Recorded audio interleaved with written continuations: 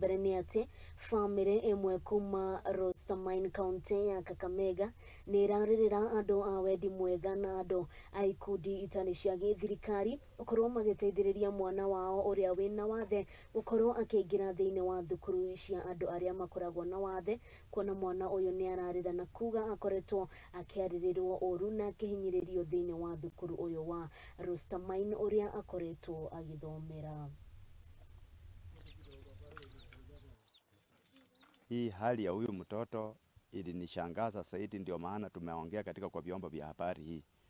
Tunaomba mashirika ya walemavu, tunasikia iko pesa zinapitia katika parliament kusaidia watoto kama hawa. Tunaomba tu kwa utulivu na kwa moyo mzuri muangalie huyu mtoto anaitwa Faith, apata hata sponsor, kwa sababu pesa hizi siko na zinasaidia kina nani. Wakati nilijifungua huyu mtoto wangu alikuwa mtoto mzuri sana, lakini wakati alifika miezi 3 mtoto akaanza kumea matiti. Nilishangaa sana mpaka hata nikastuka. Baada ya miezi 7 kama mtoto ameanza kutambaa, niliona maajabu, hata nilistuka. Mtoto alikuwa anaenda period, mpaka ikabidi nipeleke mtoto mgumu niende nijue shida ni nini. Nikapeleka mgumu, wakasema wanataka 1000. Sikuwa nayo, lakini msamaria mwema daktari alitoa hiyo 1000, wakaenda wakapima mtoto. Wakasema mama, usiwe na wasiwasi, ni maumbile.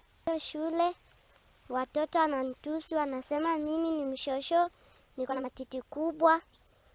Niende nyumbani nipikie watoto wangu. Mpaka juzi mtoto mwingine akanichapa, nikamwambia mwalimu akaniambia hizo ni shughuli zako. Sasa naomba mnisaidie, mnipeleke shule ya walemavu kama mimi.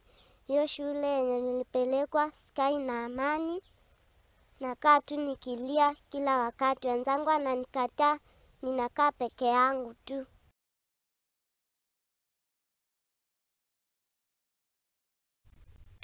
Na tukihoka mwana uyu oikaine ta Faith ihaji kana muruto uyu wina wathe ni ukorwo agiteithio ni andu a wendi mwega.